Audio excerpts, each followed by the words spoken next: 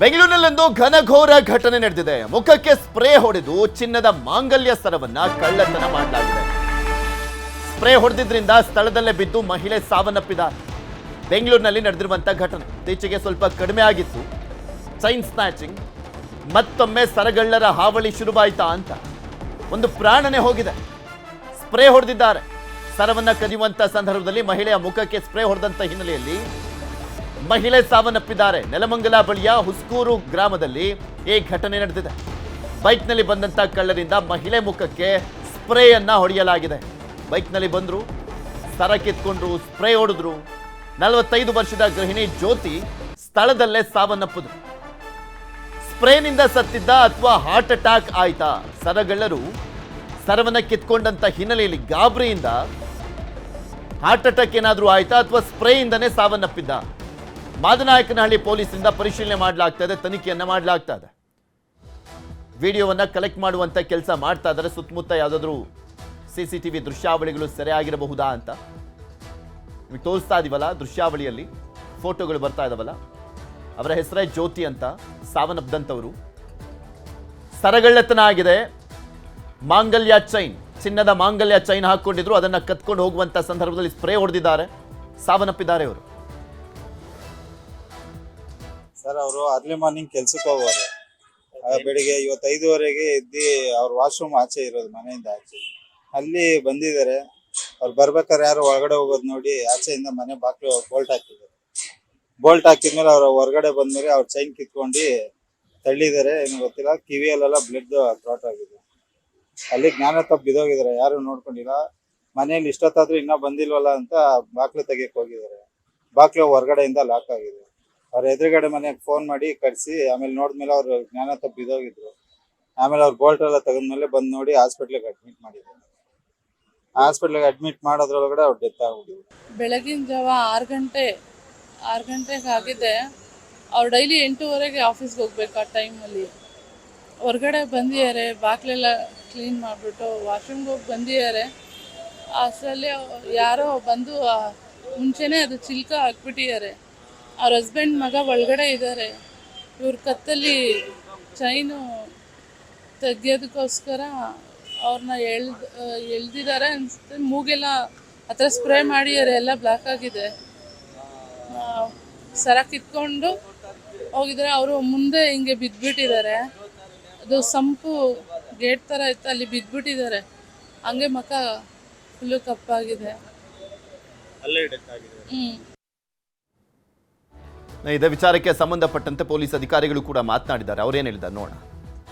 ಇವತ್ತು ಬೆಳಗ್ಗೆ ಸುಮಾರು 5:30ಯಿಂದ 6:30 ಸಮಯದಲ್ಲಿ ಮಾದನಾಯಕನಹಳ್ಳಿ ಪೊಲೀಸ್ ಠಾಣಾ ವ್ಯಾಪ್ತಿಯ ಹುಸ್ಕೂರು ಎಂಬ ಒಂದು ವಿಲೇಜ್ ಅಲ್ಲಿ ಒಬ್ಬರು ಮಹಿಳೆ ಜ್ಯೋತಿ ಅಂತ, ವಯಸ್ಸು ಅರೌಂಡ್ 42 ಇಯರ್ಸ್. ಇವರು ಒಂದು ಅನುಮಾನಾಸ್ಪದ ರೀತಿಯಲ್ಲಿ ಅವರ ಮನೆ ಮುಂದೆ ಕಾಂಪೌಂಡ್ ನಲ್ಲಿ ಬಿದ್ದಿರ್ತಾರೆ. ಅವರನ್ನ ಗಂಡ ಮನೆಯಲ್ಲೇ ಇರಬೇಕಾದ್ರೆ ಬೆಳಿಗ್ಗೆ ವಾಶ್ರೂಮ್ಗೆ ಅಂತ ಹೋಗಿ ಮನೆ ಒಳಗಡೆ ಬರ್ದಿರ ಇರೋ ಸಂದರ್ಭದಲ್ಲಿ ಅವ್ರ ಗಂಡ ನೋಡಿದಾಗ ಆಕೆ ಮನೆ ಹೊರಗೆ ಚಿಲ್ಕ ಹಾಕಿರೋದು ಕಂಡು ಬರ್ತದೆ. ಆಮೇಲೆ ಹೊರಗಿನವ್ರಿಗೆ ಕರೆದು ಪರಿಶೀಲನೆ ಮಾಡಿದಾಗ ಆಕೆ ಅಲ್ಲಿ ಪ್ರಾಣ ಇಲ್ದಿರ ಇರೋದು ಕಂಡು ಬರ್ತದೆ. ಸೊ ಈ ಹಿನ್ನೆಲೆಯಲ್ಲಿ ಒಂದು ಸಸ್ಪಿಷಿಯಸ್ ಸರ್ಕಮ್ಸ್ಟೆನ್ಸಸ್ ಅಲ್ಲಿ ಈ ಒಂದು ಮೃತಿ ಆಗಿರ್ತದೆ. ಸೊ ಇದ್ರ ಮೇಲೆ ನಮ್ಮ ಠಾಣೆಯಲ್ಲಿ ಈಗ ದೂರು ಪಡೆದುಕೊಂಡು ಪ್ರಕರಣ ಸ್ಪ್ರೇ ಹಾಕಿದಾರೆ, ಇದು ಮಾಡಿದಾರಲ್ಲ ಅಲ್ಲ ಈ ಪ್ರಕರಣದ ಹೇಳ್ತಾ ಇದ್ದೀನಿ. ಅದು ವೆರಿಫೈ ಮಾಡಬೇಕು ಇನ್ನು ಏನಿದೆ ಆಕ್ಚುಲಿ. ಯಾಕಂದ್ರೆ ಬಹಳ ಅದು ಫಸ್ಟ್ ಟೈಮ್ ಈ ತರ ಕೇಸ್ ಆಗಿದೆ. ವೆರಿಫೈ ಮಾಡಿದ್ರೆ ಏನಿದೆ ನಿಜ ಅಂತ ಗೊತ್ತಾಗುತ್ತೆ. ಇದೆಲ್ಲದ್ರ ಬಗ್ಗೆ ಇನ್ನಷ್ಟು ಮಾಹಿತಿಯನ್ನು ಕೊಡ್ತಾ ಹೋಗ್ತಾರೆ ನಮ್ಮ ಪ್ರತಿನಿಧಿ ಮಂಜುನಾಥ್. ನಮ್ಮ ಜೊತೆ ನೇರ ಸಂಪರ್ಕದಲ್ಲಿ ಜಾಯ್ನ್ ಆಗಿದ್ದಾರೆ. ಮಂಜು, ಎಷ್ಟೊತ್ತಿಗಾಗಿದ್ದು? ಮತ್ತೊಂದು ಕಡೆ ಸ್ಪ್ರೇ ವಿಚಾರಕ್ಕೆ ಸಂಬಂಧಪಟ್ಟಂತೆ ಪೊಲೀಸರು ಅನುಮಾನವನ್ನು ವ್ಯಕ್ತಪಡಿಸ್ತಾ ಇದ್ದಾರೆ. ಆದರೆ ಯಾರಾದರೂ ನೋಡಿದ್ದಾರಾ ಸರಗಳ್ಳತನ ಆಗಿರುವಂಥದ್ರ ಬಗ್ಗೆ? ಅಲ್ಲೇನಾದರೂ CCTV ದೃಶ್ಯಾವಳಿಗಳು ಸಿಕ್ಕಿದಾವ? ಮತ್ತೆ ಹೇಗೆ ಸಾವನ್ನಪ್ಪಿರುವಂಥದ್ರ ಬಗ್ಗೆ ಏನು ಪ್ರಾಥಮಿಕವಾಗಿ ವರದಿ ಬರ್ತಾ ಇದೆ? ಎಸ್, ಖಂಡಿತವಾಗ್ಲೂ ಪೃಥ್ವಿ, ಒಂದು ಘಟನೆ ನಡೆದಿರುವಂತಹದ್ದು ನೆಲಮಂಗಲ ಸಮೀಪ ಇರುವಂತಹ ಹುಸ್ಕೂರು ಅನ್ನುವಂಥ ಒಂದು ಗ್ರಾಮದಲ್ಲಿ ಇವತ್ತು ಬೆಳಿಗ್ಗೆ 6ರಿಂದ 6:30 ಸುಮಾರಿಗೆ ಜ್ಯೋತಿ ಎನ್ನುವಂತಹ ಮಹಿಳೆ ಮನೆಯ ಮುಂಭಾಗಕ್ಕೆ ಅಂತಾನೆ ಬರ್ತಾರೆ. ಅಂದ್ರೆ ಶೌಚಾಲಯ ಹೊರಗಡೆ ಇದ್ದಂಥ ಕಾರಣಕ್ಕೋಸ್ಕರ ಶೌಚಾಲಯಕ್ಕೆ ಅಂತ ಬಂದಂತಹ ವೇಳೆಯಲ್ಲಿ ಯಾರೋ ಇಬ್ಬರು ಸರಗಳ್ಳರು ಬರ್ತಾರೆ. ಬಂದಂಥವ್ರು ಏಕಾಏಕಿ ಆಕೆ ಕತ್ತಿನಲ್ಲಿದ್ದಂಥ ಚಿನ್ನವನ್ನ ಕೀಳುವಂಥ ಪ್ರಯತ್ನವನ್ನ ಮಾಡ್ತಾರೆ, ಸ್ಪ್ರೇಯನ್ನು ಕೂಡ ಹೊಡಿತಾರೆ. ಇದಾದಂಥ ಬಳಿಕ ಆಕೆಯನ್ನ ಬಲವಂತವಾಗಿ ತಳ್ಳಿದ್ದಾರೆ. ಇದರಿಂದ ಆಕೆ ಮುಖಕ್ಕೆ ಮತ್ತು ತಲೆಗೆ ಪೆಟ್ಟು ಬಿದ್ದಂಥ ಕಾರಣಕ್ಕೋಸ್ಕರ ಆಕೆ ಸಾವನ್ನಪ್ಪಿದ್ದಾರೆ ಅನ್ನುವಂಥ ಒಂದು ಸ್ಟೇಟ್ಮೆಂಟ್ ಅನ್ನ ಕುಟುಂಬಸ್ಥರು ಹೇಳ್ತಾ ಇರುವಂತದ್ದು. ಆದ್ರೆ ಪೊಲೀಸರಿಗೆ ಸ್ಪಾಟ್ಗೆ ಹೋಗಿ ಇನ್ವೆಸ್ಟಿಗೇಷನ್ ಮಾಡೋಕೆ ಮುಂದಾದಂತಹ ವೇಳೆಯಲ್ಲಿ ಹಲವು ಅನುಮಾನಗಳು ಈ ಒಂದು ಪ್ರಕರಣದಲ್ಲಿ ಕಾಡ್ತಾ ಇರುವಂತದ್ದು. ನಿಜಕ್ಕೂ ಕೂಡ ಅಷ್ಟೇ ಸರಗಳ್ಳರು ಸ್ಪ್ರೇ ಅನ್ನ ಹೊಡೆದು ತದನಂತರ ಚೈನ್ ಸ್ನ್ಯಾಚ್ ಮಾಡೋದಕ್ಕೆ ಮುಂದಾಗಿ ಆಕೆಯನ್ನು ತಳ್ಳಿ ಸಾಯಿಸಿದ್ರ ಅಥವಾ ಆಕೆ ಸಾವಿನ ಹಿಂದೆ ಬೇರೆ ಏನಾದರೂ ಕಾರಣ ಇರಬಹುದಾ ಅನ್ನುವಂಥ ಒಂದು ಅನುಮಾನವನ್ನು ಕೂಡ ಈಗಾಗಲೇ ಪೊಲೀಸರು ವ್ಯಕ್ತ ಮಾಡ್ತಿರುವಂಥದ್ದು. ಯಾಕಂದ್ರೆ ಸ್ಪ್ರೇ ಹೊಡೆದು ಸರಗಳ್ಳರು ಈ ರೀತಿಯಾಗಿ ಕೃತ್ಯ ಮಾಡೋದಕ್ಕೆ ಸಾಧ್ಯವೇ ಇಲ್ಲ ಅನ್ನುವಂಥ ಒಂದು ಪ್ರಾಥಮಿಕ ತನಿಖೆ ವೇಳೆ ಗೊತ್ತಾಗ್ತಿರುವಂಥದ್ದು. ಯಾಕಂದ್ರೆ ಸರಗಳ್ಳರಾಗಿರುವಂಥವ್ರು ಸರಗಳ್ಳತನ ಮಾಡುವಂಥದ್ದು, ಅದು ಕೂಡ ಅಷ್ಟೇ ಮನೆಯ ಮುಂದೆ ರಂಗೋಲಿ ಹಾಕುವಂಥ ಸಂದರ್ಭದಲ್ಲಿ ಬರ್ತಾರೆ, ಅಡ್ರೆಸ್ ಕೇಳುವಂಥ ಇಮಿಡಿಯೇಟ್ ಆಗಿ ಅಲ್ಲಿಂದ ಎಸ್ಕೇಪ್ ಆಗ್ತಾರೆ. ಆದ್ರೆ ಕೊಲೆ ಮಾಡುವಂತ ಉದ್ದೇಶ ಯಾವುದೇ ಸರಗಳ್ಳನಿಗೂ ಕೂಡ ಇರೋದಿಲ್ಲ ಅನ್ನುವಂಥ ಒಂದು ಅನುಮಾನವನ್ನು ಪೊಲೀಸರು ವ್ಯಕ್ತ ಮಾಡ್ತಿದ್ರೆ.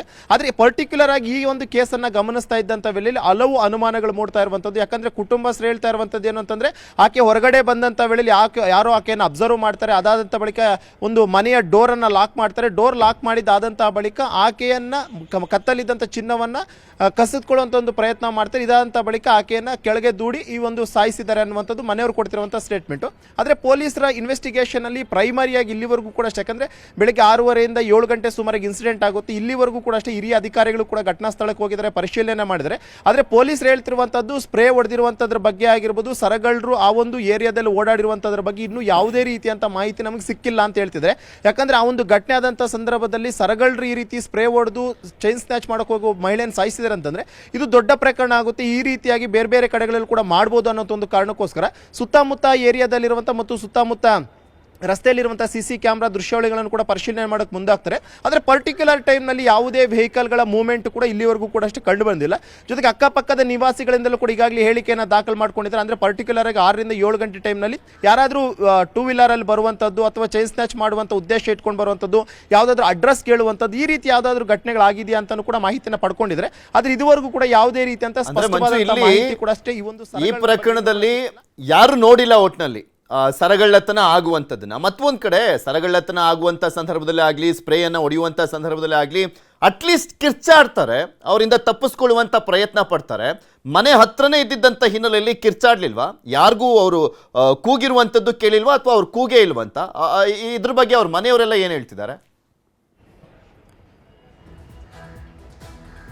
ಸದ್ಯಕ್ಕೆ ಮನೆಯವರು ಹೇಳ್ತಿರುವಂಥ ಹೇಳಿಕೆ ಏನು ಅಂತಂದರೆ, ಆ ಒಂದು ಮನೆಯಲ್ಲಿ ಜ್ಯೋತಿ, ಆಕೆಯ ಗಂಡ ಮತ್ತು ಮಗ 3 ಜನರು ಕೂಡ ಇದ್ರು. ಜ್ಯೋತಿ ಮಾತ್ರ ಬೆಳಗ್ಗೆ 6 ಗಂಟೆ ಟೈಮ್ಲಿ ಎದ್ದು ಹೊರಗಡೆ ಬಂದಂಥವ್ರು ಮತ್ತೆ ಒಳಗಡೆ ಬಂದಿರಲ್ಲ, ಬದಲಾಗಿ ಹೊರಗಡೆಯಿಂದ ಲಾಕ್ ಮಾಡ್ಕೊಂಡಿದ್ರು. ಇದರಿಂದ ನಮ್ಗೆ ಕಿರುಚುವಂಥ ಶಬ್ದ ಕೇಳಲಿಲ್ಲ ಅನ್ನುವಂಥ ಒಂದು ಸ್ಟೇಟ್ಮೆಂಟನ್ನು ಕುಟುಂಬಸ್ಥರು ಹೇಳ್ತಾ ಇರುವಂಥದ್ದು. ಜೊತೆಗೆ ಅಕ್ಕಪಕ್ಕದವ್ರನ್ನೂ ಕೂಡ ಅಷ್ಟೇ ಪೊಲೀಸರು ಹೋದಂಥ ವೇಳೆಯಲ್ಲಿ ಯಾವುದಾದ್ರೂ ಒಂದು ಕೊಲೆ ಆಗಿದೆ ಅನ್ನುವಂಥ ಸಂದರ್ಭದಲ್ಲಿ ಅಕ್ಕಪಕ್ಕದವ್ರು ಎನ್ಕ್ವೈರಿಯನ್ನು ಮಾಡ್ತಾರೆ. ಆದರೆ ಎನ್ಕ್ವೈರಿ ಮಾಡುವಂಥ ಸಂದರ್ಭದಲ್ಲಿ ಕಿರುಚಾಟದ ಶಬ್ದ ನಮಗೂ ಕೂಡ ಯಾರಿಗೂ ಕೂಡ ಬಂದಿಲ್ಲ ಅನ್ನುವಂಥ ಒಂದು ಮಾಹಿತಿಯನ್ನು ಇಲ್ಲಿವರೆಗೂ ಕೊಟ್ಟಿದ್ದಾರೆ ಅನ್ನುವಂಥ ಪೊಲೀಸರು ಹೇಳ್ತಾ ಇದ್ದಾರೆ. ಆದ್ರೆ ಇನ್ನೂವರೆಗೂ ಕೂಡ ಯಾವುದೇ ಸ್ಪಷ್ಟವಾದಂತ ಮಾಹಿತಿ ಸಿಕ್ಕಿಲ್ಲ. ಯಾಕಂದ್ರೆ ಒಂದ್ ವೇಳೆ ನೀವು ಹೇಳ್ದಂಗೆ ಚೈನ್ ಸ್ನ್ಯಾಚರ್ಸ್ ಏನಾದರೂ ಹೋಗಿ ಅಟೆಂಪ್ಟ್ ಮಾಡಿದಂಥ ವೇಳೆಯಲ್ಲಿ 100% ಕಿರ್ಚ್ತಾರೆ. ಯಾಕಂದ್ರೆ ಕತ್ತಲ್ಲಿದ್ದಂಥ ಚೈನ್ ಅನ್ನ ಕಿತ್ಕೊಳ್ಳೋಕೆ ಹೋದಂಥ ವೇಳೆಯಲ್ಲಿ ಕಿರ್ಚಾಡ್ತಾರೆ, ಅರ್ಚುತ್ತಾರೆ. ಈ ಸಂದರ್ಭದಲ್ಲಿ ಅಕ್ಕಪಕ್ಕದವರಾದ್ರೂ ಅಟ್ಲೀಸ್ಟ್ 6-7 ಗಂಟೆ ಅಂತಂದ್ರೆ ಆಲ್ಮೋಸ್ಟ್ ಹಳ್ಳಿಗಳ ಕಡೆ ಎಲ್ಲರೂ ಕೂಡ ಎದ್ದಿರ್ತಾರೆ. ಈ ಒಂದು ವೇಳೆಯಲ್ಲಿ ಅಟ್ಲೀಸ್ಟ್ ಅವ್ರು ರಕ್ಷಣೆ ಮಾಡುವಂಥದ್ದಾಗಿರ್ಬೋದು ಅಥವಾ ಅವರು ಚೈನ್ ಕಿತ್ಕೊಂಡು ಓಡ್ತಿರುವಂಥ ದೃಶ್ಯವನ್ನಾಗಿರ್ಬೋದು ಯಾವುದಾದ್ರೂ ಕೂಡ ನೋಡಿರ್ತಾರೆ. ಆದರೆ ಇದು ಈ ಪ್ರಕರಣದಲ್ಲಿ ಹಲವು ಅನುಮಾನಗಳು ಮೂಡ್ತಾ ಇರುವಂಥದ್ದು. ಸರಗಳ್ಳರು ಬಂದಿದ್ದಾರೆ ಅನ್ನುವಂಥದ್ರ ಬಗ್ಗೆ ಇನ್ನೂ ಕೂಡ ಯಾವುದೇ ಸ್ಪಷ್ಟ ಮಾಹಿತಿ ಸಿಕ್ಕಿಲ್ಲ.